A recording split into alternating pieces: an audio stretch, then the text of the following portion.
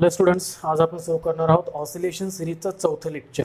Okay, oscillation सिरीजमध्ये आतापर्यंत आपण टोटल 3 लेक्चर्स पाहिले होते आणि या 3 लेक्चरमध्ये आपण जवळपास ऑसिलेशनचा बेसिक टॉपिक हा पूर्णपणे कव्हर केलेला आहे.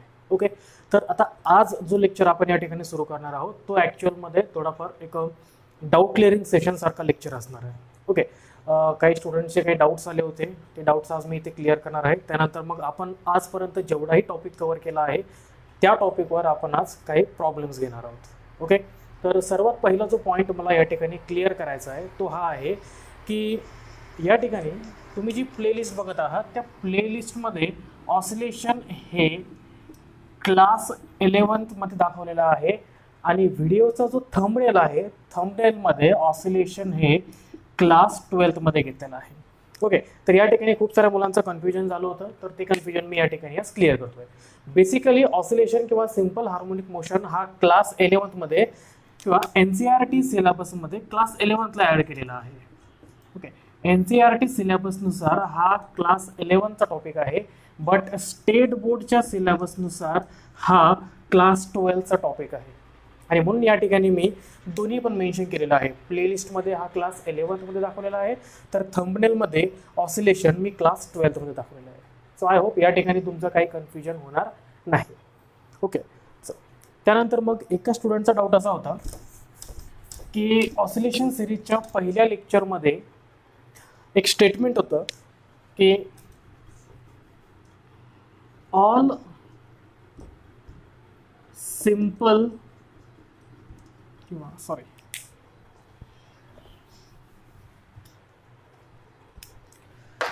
all oscillatory motions are periodic. All oscillatory motions are periodic, but all periodic motions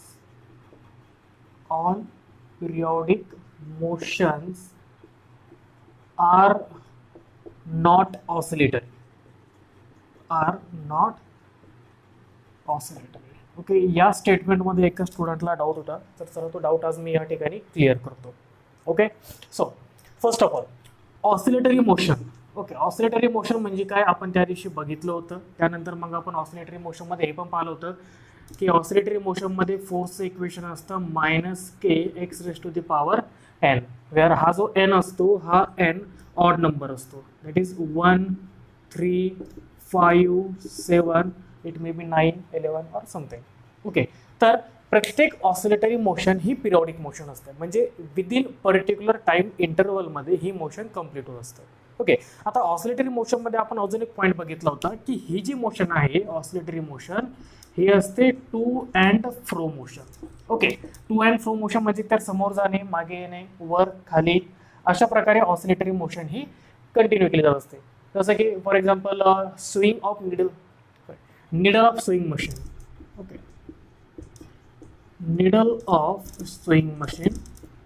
okay, हे ऑसिलेटरी मोशनचं एक्झाम्पल आहे. ओके, त्या ठिकाणी शिलाई मशीनची जी सुई असते ही सुई up and down motion perform करत असते, जी की ऑसिलेटरी मोशन आहे. आणि ही जी मोशन असते या निडलची ही फिक्स टाइम इंटरवलमध्ये कंप्लीट होत असते, आणि म्हणून आपण म्हटलं होतं की all oscillatory motions are periodic. Okay, so important statement इथून सुरू होतं की all periodic motions are not oscillatory. चला आता हे स्टेटमेंट क्लिअर करून घेऊयात. All oscillatory motions are not periodic. Let us take an example of uniform circular motion. Uniform circular motion. Okay. Uniform circular motion ही एक सर्क्युलर मोशन असते ज्यामध्ये पार्टिकलचा जो स्पीड आहे हा स्पीड कॉन्स्टंट असतो. ओके, आणि या कॉन्स्टंट स्पीडमध्ये पार्टिकल सर्कलच्या सर्कम्फरन्स भोवती सर्क्युलर मोशन ही करत असतो. सपोज जर पार्टिकल या ठिकाणून निघाला आणि त्याला इथे वापस येण्यासाठी 5 सेकंद वेळ लागत असेल, तर नेक्स्ट रोटेशनसाठी देखील त्याला 5 सेकंद वेळ लागणार. त्याच्या नेक्स्ट रोटेशनसाठी पण याला 5 सेकंदाचा वेळ लागणार आहे.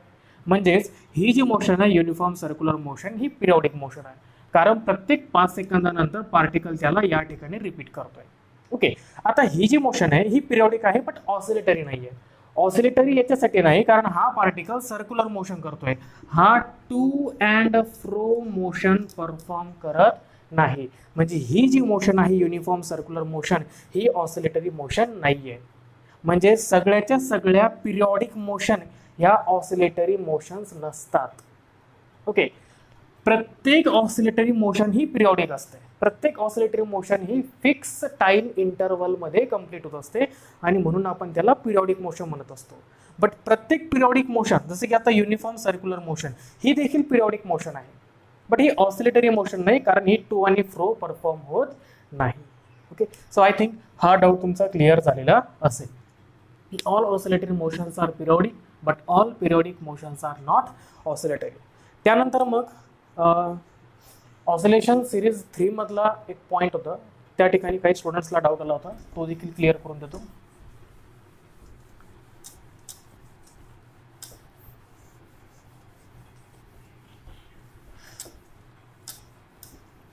Okay,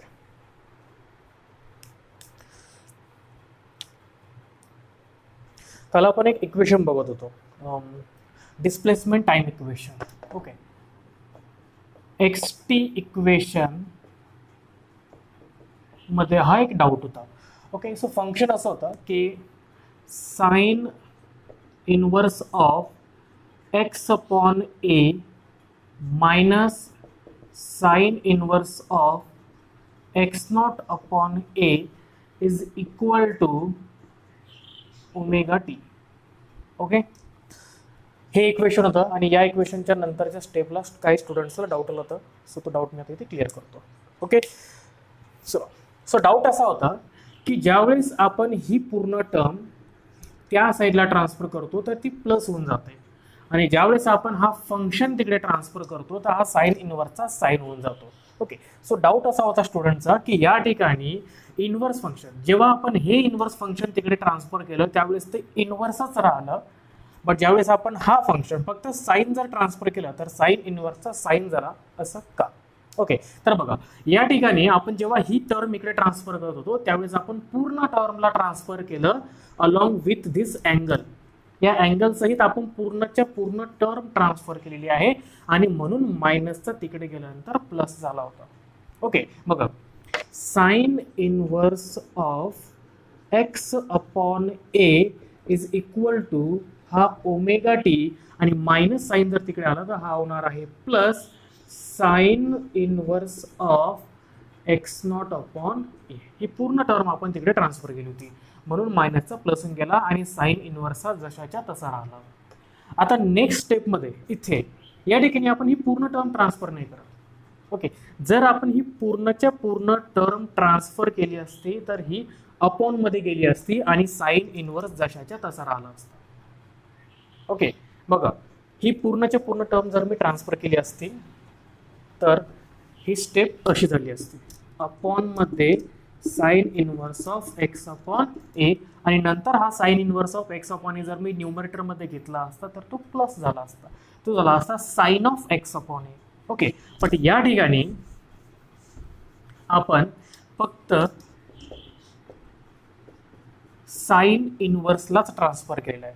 okay, sir sine inverse हे फंक्शन जर आपण या ठिकाणी ट्रान्सफर केलं, अँगल तसाच ठेवायचा आहे, फक्त फंक्शन ट्रान्सफर करायचे तर तो होणार साइन, इकडे येणार एक्स अपॉन ए आणि हे जे फंक्शन आहे हे फंक्शन जर मी तिकडे ट्रान्सफर केलं तर साइन इनवर्सचा साइन होऊन जाणार आणि ही जी पूर्ण टर्म आहे इकडची ही पूर्णच्या पूर्ण टर्म या साइनचा अँगल होऊन जाते. सो इथे येणार omega t plus sine inverse of x not upon a. त्यानंतर मग आपण नेक्स्ट स्टेपला sine inverse of x not upon a याला आपण पुटअप केलं होतं फाय म्हणून.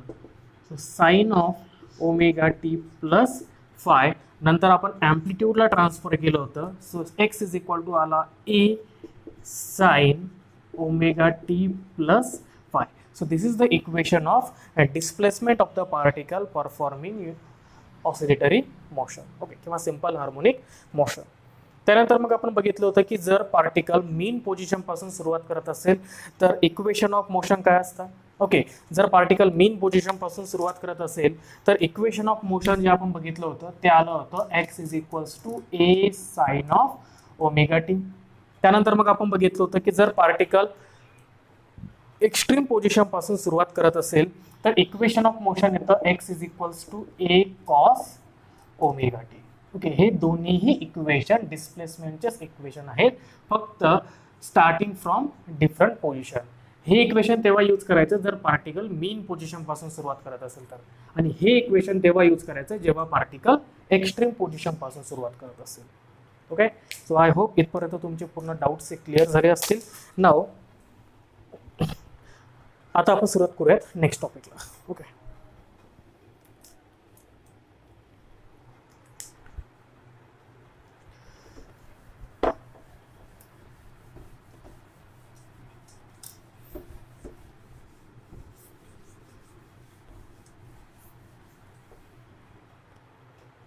so as we have discussed in earlier lectures that in this lecture we are going to say the xt equation, then vt equation, then at equation, and then the graph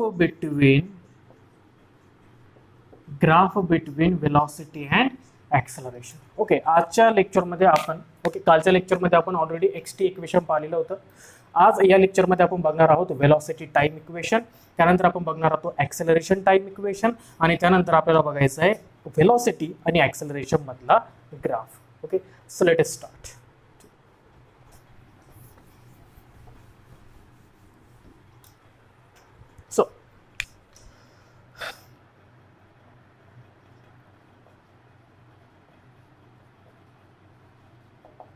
So we know that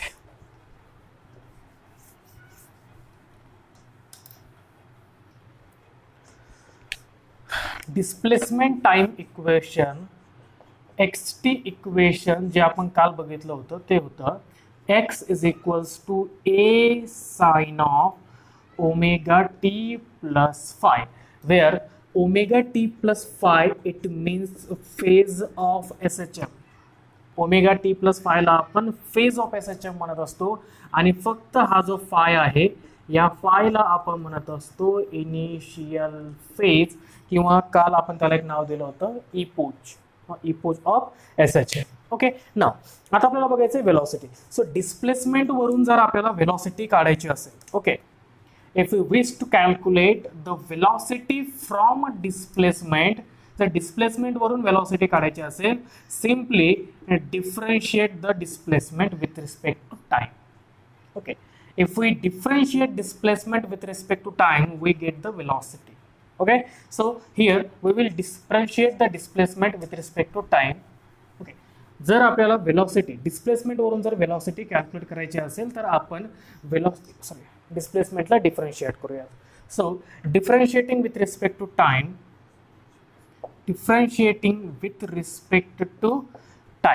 okay, so इकडे येणार v is equals to dx upon dt is equals to d by dt of, आणि x म्हणजे आहे आपला a sine of omega t plus phi. या ठिकाणी amplitude जो की कॉन्स्टंट आहे हा डिफरन्सिएशनच्या बाहेर येणार, आणि वेलॉसिटी इज इक्वल्स टू येणार. बघा, a आला बाहेर, त्यानंतर साईनचा डेरिव्हेटिव्ह असतो cos.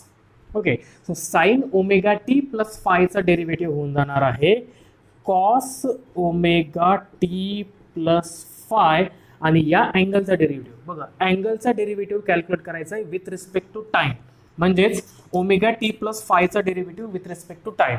So omega t plus फायचा डेरिव्हेटिव्ह, आता ओमेगा टीचा डेरिव्हेटिव्ह येऊन जातो ओमेगा, आणि प्लस फाय जो की कॉन्स्टंट आहे, आणि कॉन्स्टंटचा डेरिव्हेटिव्ह येतो 0. सो ओमेगा टी प्लस फायचा डेरिव्हेटिव्ह येऊन जाणार ओमेगा प्लस 0 म्हणजेच ओमेगा. ओके, सो या पूर्ण अँगलचा डेरिव्हेटिव्ह ओमेगा टी प्लस फायचा येणार ओमेगा. चला ओमेगाला समोर घेऊन टाकूयात. सो व्हीचं इक्वेशन, वेलॉसिटीचं इक्वेशन भेटणार आपल्याला a omega cos omega t plus phi. So this is the equation of velocity versus time. Okay, so video ला पॉज करून नोट डाऊन करून ठेवा. Okay.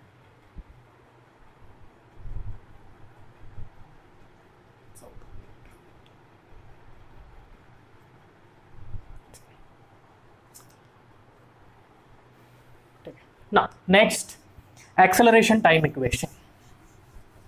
Now we are going to discuss the acceleration time equation.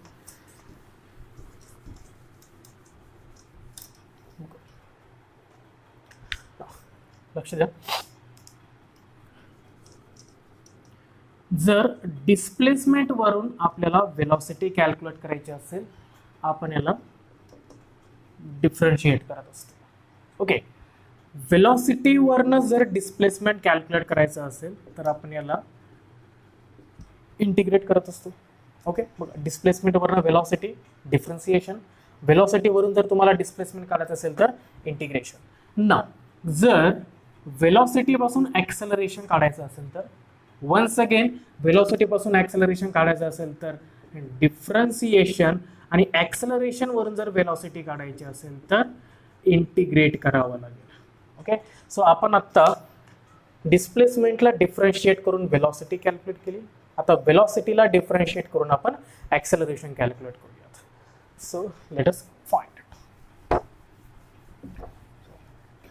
Velocity equation. जे आपण आता calculate केलं होतं ते आहे v is equals to a omega cos omega t plus phi. Okay, now differentiating this term with respect to time. So differentiating v with respect to t, with respect to time याला differentiate करूयात. So a is equals to nr dv by dt, that is rate of change of velocity per unit time, is nothing but the acceleration. So d by dt as it is, and velocity is a omega cos omega t plus phi. Once again, a omega in this equation is constant, so we will take it outside the differentiation. So acceleration will become a is equals to a omega, and the derivative of cos, wait a minute,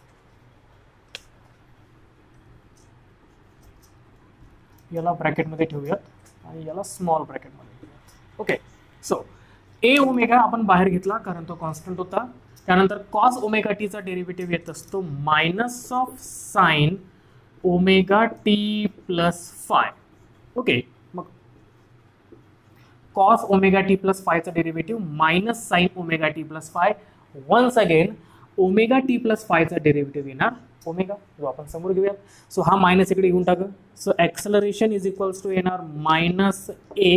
हा omega इथून जर आपण समोर घेतला तर omega into omega होणार omega square, आणि sine of omega t plus phi as it is. So ॲक्सेलरेशनचं इक्वेशन भेटलं a is equals to minus a omega square sine omega t plus phi. So this is acceleration time equation. सो आतापर्यंत आपल्याला तीनही equation भेटलेले आहेत. आपण आतापर्यंत फाइंड आउट केलं आहे डिस्प्लेसमेंट टाइम इक्वेशन, त्यानंतर मग आपण फाइंड आउट केलं velocity time equation. Velocity time equation नंतर आपण फाइंड आउट केलेलं आहे ॲक्सेलरेशन टाइम इक्वेशन. ओके, चला चेक करून घेऊयात की जो particle simple harmonic motion perform करतो त्याचं acceleration minus omega square x येतं का. ओके, सो ॲक्सेलरेशनचं जे इक्वेशन आपल्याकडे आहे ते आहे a is equals to minus a omega square sin of omega t plus phi. Now omega स्क्वेअरला समोर घेऊन टाका. So a is equal to येणार मायनस ओमेगा स्क्वेअर, आणि हे टर्म सेपरेट लिहा a sin of omega t plus phi. Now what is a sin omega t plus phi?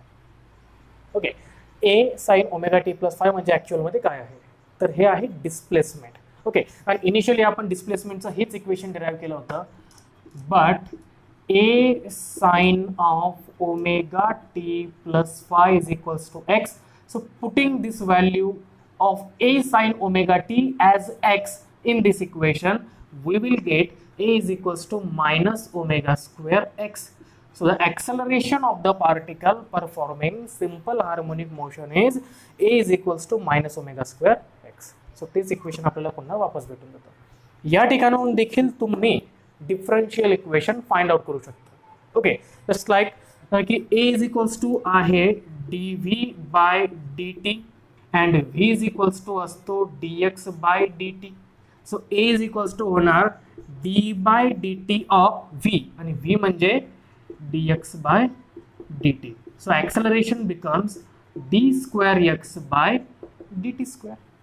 So he value जर आपण या ठिकाणी ठेवली, okay, so putting a is equal to d square x upon dt square in this equation, we will get d square x upon dt square is equal to minus omega square x.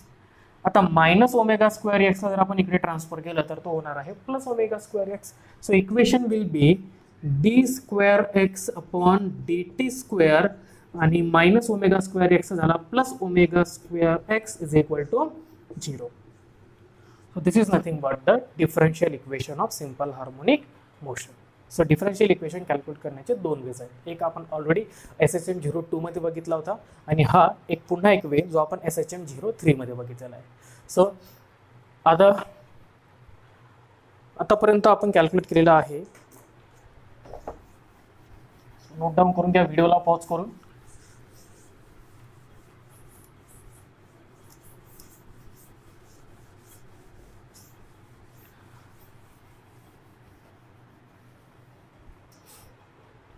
आतापर्यंत आपण बघितलंय acceleration versus displacement equation, त्यानंतर आपण बघितलं velocity versus displacement equation, त्यानंतर मग आपण बघितलं आहे displacement versus time equation. Next we have seen that velocity versus time equation, then after we have seen that acceleration versus time equation, आणि आता वेळ आलेली आहे ती म्हणजे ऍक्सेलरेशन आणि वेलॉसिटी मधला ग्राफ बघण्याची. So let us find the graph of acceleration versus velocity. Okay, so let's find it.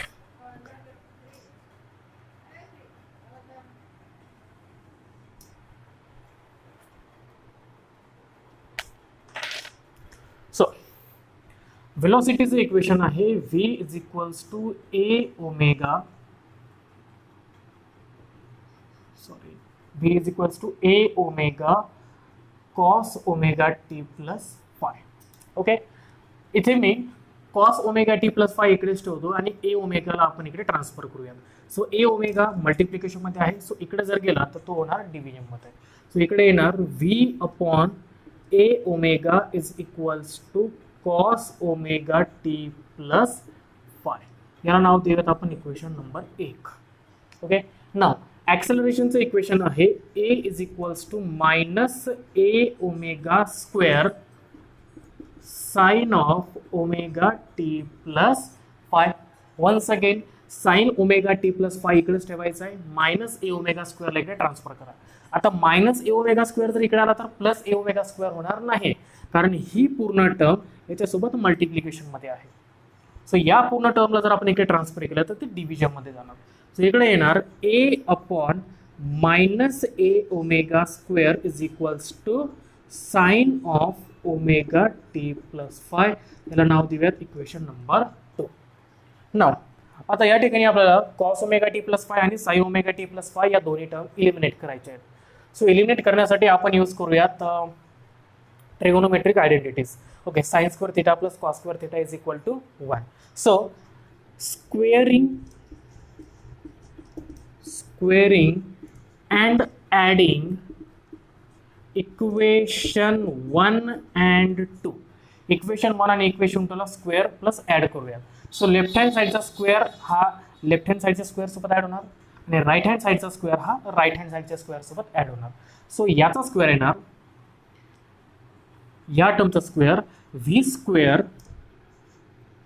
Upon v square upon a ओमेगाचा स्क्वेअर होणार a square omega square plus या टर्मचा स्क्वेअर, या पूर्ण टर्मचा स्क्वेअर. बघा आता ही टर्म मायनस आहे, मायनसचा स्क्वेअर हा प्लसच येणार. सो इथे येणार प्लस एचा स्क्वेअर होणार ए स्क्वेअर अपॉन ए ओमेगाचा स्क्वेअर. आता एचा स्क्वेअर होणार ए स्क्वेअर आणि ओमेगा स्क्वेअरचा स्क्वेअर होणार omega raise to power 4 is equal to इकडे येणार cos square omega t plus phi plus sine square omega t plus phi. Now cos square theta plus sine square theta is equal to असतो 1. या ठिकाणी cos square omega t plus phi plus sine square omega t plus phi ही पूर्ण term होऊन जाते 1 आणि equation तयार होणार या ठिकाणी v square upon a square omega square plus a square upon a square omega raise to power 4 is equal to 1. आता हे जे इक्वेशन आहे हे इक्वेशन रिप्रेझेंट करतो एक ellipse. So the graph between VA is an ellipse. This is the important point, याला note down करून ठेवा. So graph of velocity acceleration is an ellipse. ठीक आहे. सो व्हिडिओला पॉज करून इथपर्यंत नोट डाऊन करून ठेवा. Okay.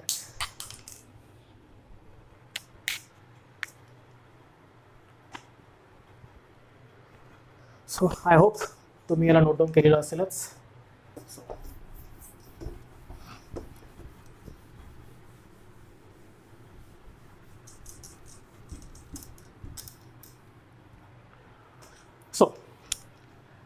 acceleration versus graph. Okay, acceleration versus graph होता.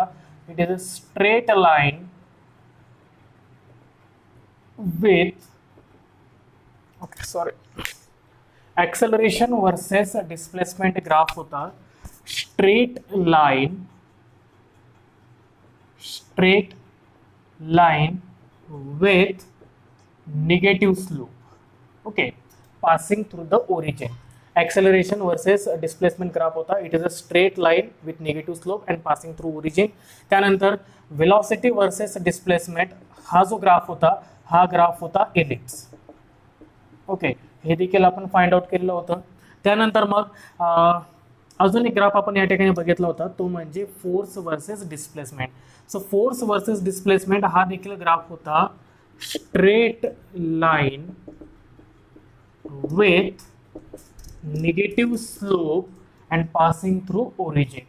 ओके, हे जे दोन्ही ग्राफ होते हे दोन्ही ग्राफ हे ओरिजिन मधून पास होत होते. Okay, with negative slope. त्यानंतर मग डिस्प्लेसमेंट टाइम आणि व्हेलॉसिटी टाइम आणि सोबतच ॲक्सेलरेशन टाइम हे जे तिन्ही ग्राफ आहेत हे तिन्ही ग्राफ असणार आहेत सायनुसॉइडल वेव्ह. ओके, हे ग्राफ असणार आहे सायनुसॉइडल वेव्ह. सो हे ग्राफ आपण तेव्हा बघणार आहोत ज्यावेळेस आपण फेजर डायग्राम स्टडी करूयात. ठीक आहे, त्या ठिकाणी आपल्याला फेजर डायग्राम ड्रॉ करायचे आहे. सो फेजर डायग्राम मध्ये हे तिन्ही पण ग्राफ आपले कव्हर होऊन जातात.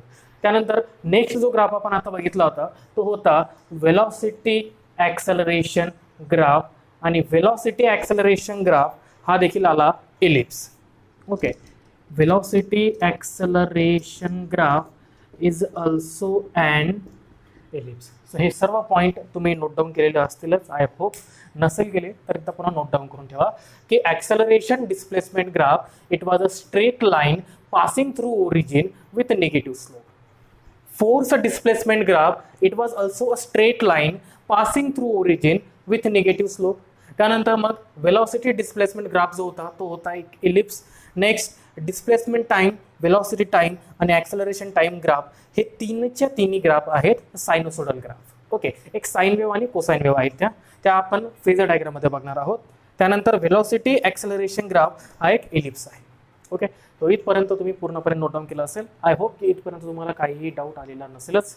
नाव आता आपण एक थोडक्यात फेज बद्दल इंट्रोडक्शन बघूयात. लास्ट लेक्चरमध्ये आपण बघितलं होतं की phase that is omega t plus five, ज्याला आपण फेज कन्सिडर केलं होतं.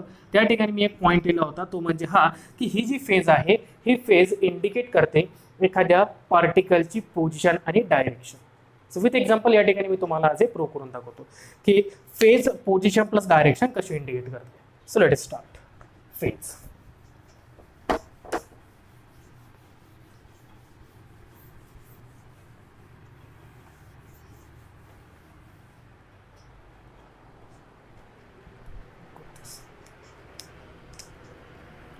phase that is omega t plus y. Okay, so let us start. या ठिकाणी आपण दोन इक्वेशनचा वापर करूयात. एक आहे डिस्प्लेसमेंट इक्वेशन, एक आहे वेलॉसिटी इक्वेशन. ओके, सो डिस्प्लेसमेंटचं इक्वेशन इंडिकेट करेल पोझिशन आणि वेलॉसिटी इंडिकेट करेल डायरेक्शन. सो डिस्प्लेसमेंटचं इक्वेशन आहे x is equals to a sine omega t plus phi आणि वेलॉसिटीचं इक्वेशन होतं v is equals to a omega cos of omega t plus phi. Now suppose if phase is 0. Okay, suppose जर phase 0 असेल, phase 0 म्हणजेच omega t plus phi हा जर असेल 0, तर पार्टिकल कुठे असेल आणि तो कुणीकडे मूव्ह करत असेल आपण हे बघूयात. ठीक आहे. सो पोझिशन इंडिकेट करण्यासाठी आपण डिस्प्लेसमेंटचं इक्वेशन वापरूयात. So x is equal to आहे a sine of omega t plus phi. आता फेज पूर्णपणे 0 आहे, म्हणजे ओमेगा टी प्लस फाय जर 0 असेल तर इथे येणार a sine omega t plus phi हा फेज आहे तो झाला 0 आणि साइन 0 असतो 0. सो इथे येणार ए इंटू 0 आणि a into 0 is basically 0. So displacement is 0. आता डिस्प्लेसमेंट 0 इट मीन्स दॅट की पार्टिकल असणार आहे मीन पोझिशनवर. ओके, सो पार्टिकलची पोझिशन तर या ठिकाणी आपली क्लिअरिफाय झाली. सपोज हे झाले मीन पोझिशन, हे झाले extreme position and this is left extreme position. So phase 0 आहे, sorry displacement is 0. Displacement 0 indicate करणार की पार्टिकल सध्या आपला मीन पोझिशनवर आहे. बट आता पार्टिकल राईट साईडकडे जाऊ लागला की लेफ्ट साईडकडे जाऊ लागला. ओके, हा महत्त्वाचा डाऊट आहे की तो राईट एक्स्ट्रीम कडे जातोय की लेफ्ट एक्स्ट्रीम कडे जातोय. त्यासाठी आपण वापरूया दुसरं इक्वेशन वेलॉसिटीचं. ना आता so v is equals to आहे a omega cos omega t plus phi. Okay, आता या ठिकाणी ओमेगा टी प्लस फायच्या ठिकाणी 0 व्हॅल्यू ठेवा. सो इथे होणार ए ओमेगा आणि कॉस ऑफ 0. कॉस 0 ही व्हॅल्यू असते 1. सो इकडे येणार v is equals to a omega into 1. आता a omega into 1 it means a omega. आता वेलॉसिटी आली a omega. Okay, it is plus a omega आणि प्लस ए ओमेगा वेलॉसिटी जर असेल इट इंडिकेट्स दॅट की particle जातोय towards the positive extreme. म्हणजे जर फेज 0 असेल तर पार्टिकल सध्या मीन पोझिशनवर आहे आणि तो पॉझिटिव्ह एक्स्ट्रीम कडे जातो. ओके, तर अशा प्रकारे इंडिकेट करणार आहे त्या ठिकाणी phase. Okay, now next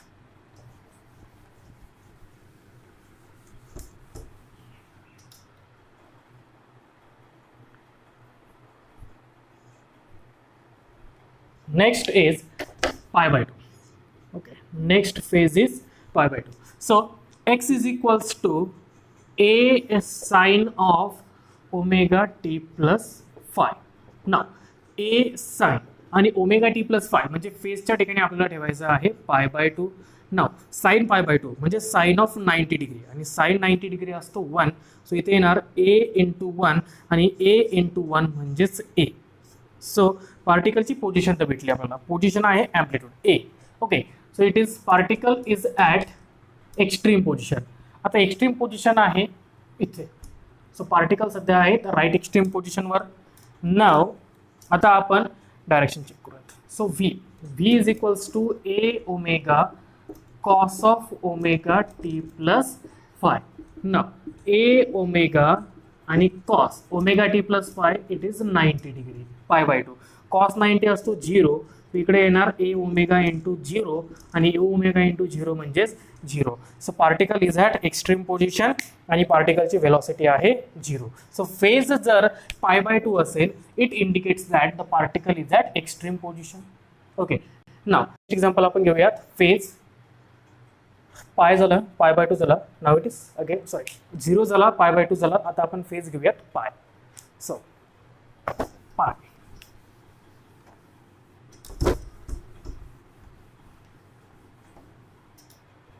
so next is phase is equal to pi म्हणजेच ओमेगा टी प्लस फायच्या ठिकाणी आपल्याला या ठिकाणी आता पाय व्हॅल्यू ठेवायची. So let us find its position and direction. So x is equals to आहे a sine of omega t plus phi. Once again a sine आणि ओमेगा टी प्लस फायच्या ठिकाणी ठेवायचं आहे आपल्याला पाय, कारण ही आता आपली फेज आहे. नाव साइन पाय. साइन पाय म्हणजे साइन 180 डिग्री. आता साइन 0 आणि साइन 180 डिग्री या दोन्ही व्हॅल्यूज असतात 0. सो इथे येणार साइन पाय 0. सो ए इंटू 0 म्हणजे या ठिकाणी येणार 0. So x is equal to 0 indicate करेल की पार्टिकल हा सध्या आहे मीन पोझिशनवर. नाव आता पार्टिकल जर मीन पोझिशनवर आहे याचा अर्थ तो एकतर तो राईट एक्स्ट्रीमकडे जाणार आहे किंवा लेफ्ट एक्स्ट्रीमकडे जाणार आहे. सो चेक करूया तो राईट एक्स्ट्रीमकडे जातोय की लेफ्ट एक्स्ट्रीमकडे जातोय. त्यासाठी आपण यूज करूया व्हेलॉसिटीचं equation. So v is equals to a omega cos of omega t plus phi.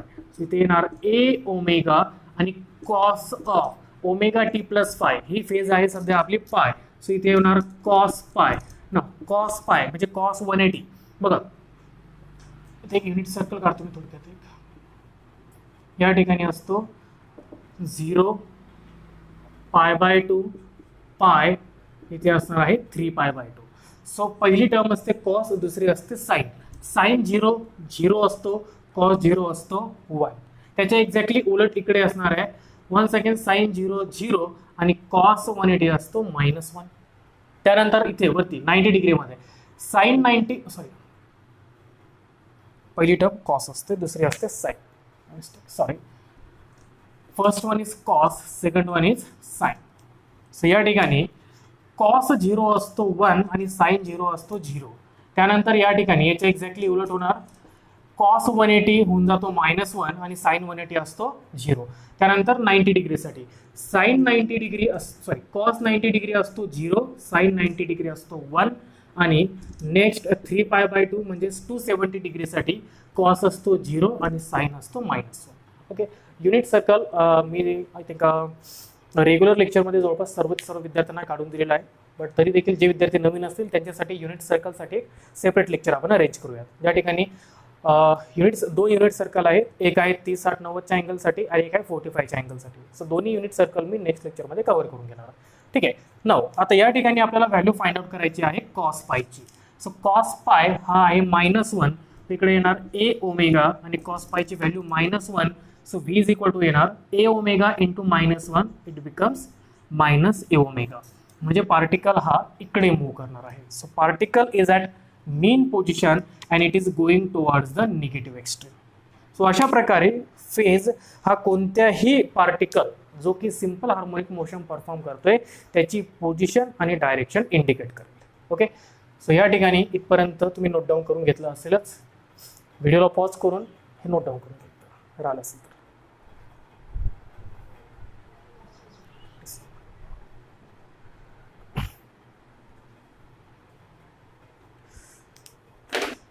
Okay. Next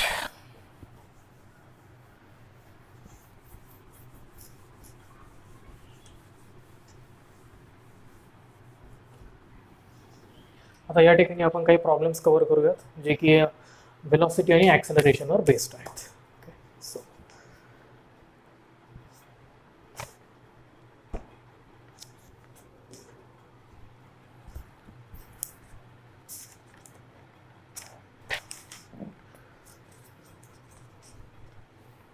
So first question is a simple pendulum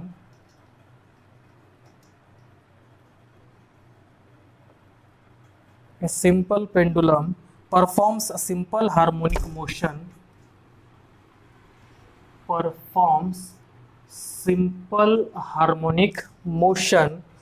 about x is equal to 0. म्हणजे it is performing simple harmonic motion about its mean position. एक particle आहे जो की एक simple pendulum आहे जो main position भोवती हा सिंपल हार्मोनिक मोशन हा परफॉर्म करतोय with an amplitude a and time period t. Amplitude दिलेला आहे आपल्याला with an amplitude a and time period t. Okay. Simple harmonic मोशनचा एम्प्लिट्यूड दिला आहे ए आणि टाइम पिरियड मेन्शन केलेला आहे आपल्याला t. The speed of the pendulum at x is equal to a/2 will be. So we have to find the speed of pendulum at x is equals to a/2 is. आपल्याला speed calculate करायचं आहे. So बघा एक simple pendulum आहे जो की perform करतोय simple harmonic motion. Wait a minute. व्यवस्थित आहे. Okay. So simple pendulum perform करतोय simple harmonic motion about its mean position ज्याचा एम्प्लिट्यूड आपल्याला मेन्शन केलेला आहे ए आणि टाइम पिरियड मेन्शन केलेला आहे टी. ओके, चला मी याला स्ट्रेट डायग्राममध्ये ड्रॉ करतो. सपोज ही झाली मीन पोझिशन, ही झाली एक्स्ट्रीम पोझिशन, ही झाली left extreme position. Okay, particle mean position भोवती सिंपल हार्मोनिक मोशन परफॉर्म करणार आहे. ओके, हे जे डिस्टन्स आहे मीन पोझिशन आणि एक्स्ट्रीम पोझिशन मधला डिस्टन्स, ज्याला आपण म्हणत असतो ॲम्प्लिट्यूड. आता या ठिकाणी आपल्याला स्पीड कॅल्क्युलेट करायचं आहे. स्पीड कॅल्क्युलेट करायचं आहे म्हणजे आपल्याला फाइंड आउट करायचं आहे v at x is equal to a by two. Now x is equal to a by two, हे पूर्ण डिस्टन्स आहे एक, ए बाय टू येणार या ठिकाणी, म्हणजे पार्टिकल आपला या ठिकाणी आहे. At x is equals to a by two, आणि या ठिकाणी पार्टिकलचा स्पीड किती आहे ते आपल्याला कॅल्क्युलेट करायचं. सो स्पीडचा फॉर्म्युला वापरूयात. So v is equals to omega under root a square minus x square, असं आपल्याकडे इक्वेशन आहेच. So omega as it is रूटमध्ये ए स्क्वेअर मायनस एक्स. आता एक्सची व्हॅल्यू मेन्शन केलेली आहे ए बाय टू, सो इथे येणार ए बाय टूचा स्क्वेअर. सो इकडे येणार ओमेगा ॲज इट इज, रूटमध्ये ए स्क्वेअर पण ॲज इट इज, मायनस आता ए बाय टूचा स्क्वेअर. सो एचा स्क्वेअर होणार आहे ए स्क्वेअर, अपॉनमध्ये टूचा स्क्वेअर होणार आहे 4, या ठिकाणी होणार आहे cross multiplication. So v is equals to येणार ओमेगा रूटमध्ये, आता 4 इंटू ए स्क्वेअर होणार आहे 4 a square, minus a square into 1 is a square, अपॉनमध्ये 4 इंटू 1 हा होऊन जाणार पुन्हा 4. So omega as it is रूटमध्ये, आता 4 ए स्क्वेअर मधून एक ए स्क्वेअर गेला, इथे होणार आहे 3 ए स्क्वेअर, अपॉनमध्ये 4. आता स्क्वेअर रूट जर घेतलं याचं तर 3चं स्क्वेअर रूट येणार आहे रूट 3, ए स्क्वेअरचं स्क्वेअर रूट येणार ए, आणि 4चं स्क्वेअर रूट येणार 2. So velocity of the particle will be root 3 a omega by 2. Square root फक्त 3 वर आहे. So this is the velocity of the particle metre per second. So या ठिकाणी पार्टिकलची वेलॉसिटी असेल रूट 3 ए ओमेगा बाय 2. व्हिडिओला pause करून problem note down करून घ्या.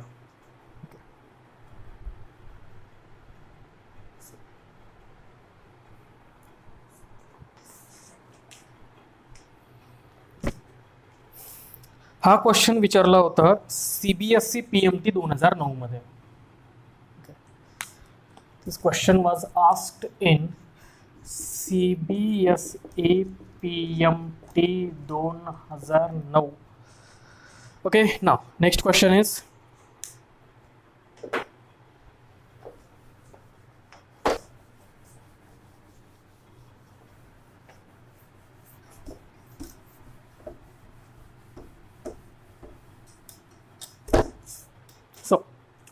next question. A body is executing simple harmonic motion. A body is executing simple harmonic motion with an angular frequency, with an angular frequency 2 radian per second, with an angular frequency 2 radian per second. The velocity of the body at the velocity of the body at 20 millimeter, at 20 millimeter displacement, at 20 millimeter displacement, with the amplitude of, with the amplitude of 60 millimeter is 60 millimeter is question mark. Okay, so हा question विचारलेला आहे खूप साऱ्या वेळेस. That is Punjab CET 1996 मध्ये, त्यानंतर मग Punjab PET 1997 मध्ये, AFMC that is arm force medical कॉलेजमध्ये 1998 मध्ये विचारलेला आहे, CPMT मध्ये 1999 मध्ये, राजस्थान PMT 2001 आणि 2006 मध्ये एवढ्या वेळेस हा क्वेश्चन विचारलेला आहे. सो क्वेश्चन इम्पॉर्टंट आहे ना. सो आता बघा, a body is executing simple harmonic motion. एक body simple harmonic motion perform करते विथ अँग्युलर फ्रिक्वेन्सी. ना गिवन डेटा बघा, अँग्युलर फ्रिक्वेन्सी दिलेली आहे 2 रेडियन पर सेकंड. आता रेडियन पर सेकंड हे युनिट आहे ओमेगाचं. So omega is given as 2 radian per second. त्यानंतर विचारलं काय, the velocity of the body at 20 millimetre displacement. Okay, displacement mention केलेलं आहे, x is equal to 20 mm. ठीक आहे, मिलीमीटरचं कन्व्हर्जन करून टाकूयात मीटरमध्ये. सो इथे येणार 20 इंटू 10⁻³ मीटर. तर याला आपण असे लिहू शकतो 2 इंटू 10⁻² metre. Okay, it is 20 millimetre. त्यानंतर with the amplitude of 60 millimetre is, amplitude म्हणजे ए मेन्शन केलेला आहे. So a is given as 60 mm. याला आपण डायरेक्टली घेऊ शकतो 6 इंटू 10⁻² मीटर. आणि विचारलं आहे आपल्याला वेलॉसिटी. सो एक पार्टिकल आहे जो सिंपल हार्मोनिक मोशन परफॉर्म करतो आहे आणि SHMचा ॲम्प्लिट्यूड आहे 60 मिलीमीटर. ओके, आणि मीन पोझिशन पासून 20 मिलीमीटर अंतरावर आपल्याला विचारली आहे त्यांनी वेलॉसिटी. सो गिवन डेटा आहे, let us solve it. So v is equal to आहे ओमेगा रूटमध्ये a² minus x². Now omega is given as 2.